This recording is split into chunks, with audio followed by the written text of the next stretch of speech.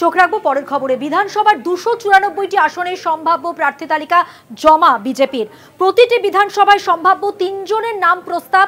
বেসরকারি সংস্থার সমীক্ষার ভিত্তিতে কেন্দ্রীয় নেতৃত্বের কাছে নামের প্রস্তাব। নাম নিয়ে ফের সমীক্ষার পর তবেই চূড়ান্ত সিদ্ধান্ত নেবে কেন্দ্রীয় নেতৃত্ব। প্রতিটি বিধানসভায় সম্ভাব্য 3 জনের নাম প্রস্তাব করা হয়েছে। এ বিষয়ে জানবো, আমাদের সঙ্গে রয়েছেন নিউজরুম থেকে আমাদের বিশেষ প্রতিনিধি অঞ্জন রায়। তার কাছ থেকে কি জানা যাচ্ছে এই তালিকা নিয়ে?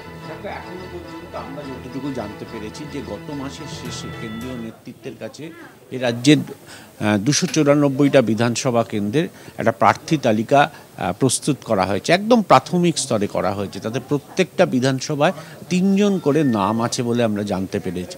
মূলত পুরনো দিনের বিজেপি কর্মী বা আরএসএস, বজরং দল বা বিশ্ব হিন্দু পরিষদ বা বিজেপির সঙ্গে অনেক দিন ধরে কাজ করছেন, কেউ হয়তো বসে গেছেন কিন্তু এলাকায় খুব জনপ্রিয়, যার সম্পর্কে দুর্নীতির অভিযোগ নেই, এরকমই একটা তালিকা তৈরি করা হয়েছে। এটা করেছে পুরোটাই বেসরকারি সংস্থা। এই রকমই আরেকটা তালিকা পুজোর পর তৈরি হবে আরেকটা বেসরকারি সংস্থাকে দিয়ে। তারপর এই দুটোর মধ্যে একটা সামঞ্জস্য রেখে জানুয়ারি মাসের মধ্যে কেন্দ্রীয় নেতৃত্ব একটা প্রাথমিক তালিকা নির্বাচন করে নেবে।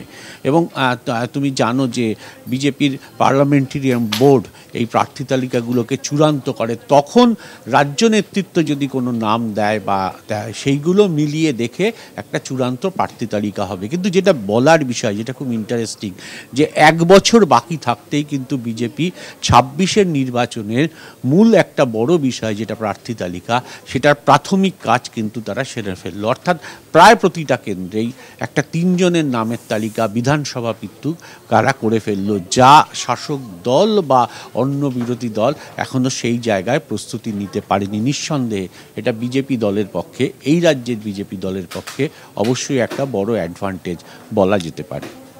অনেক ধন্যবাদ। কথা বললাম আমাদের বিশেষ প্রতিনিধি অঞ্জন রায়ের সঙ্গে। বিধানসভার 294টি আসনের সম্ভাব্য প্রার্থী তালিকা জমা দিয়েছে বিজেপি। প্রতিটি বিধানসভায় সম্ভাব্য 3 জনের নাম প্রস্তাব করা হয়েছে বিজেপির পক্ষ থেকে।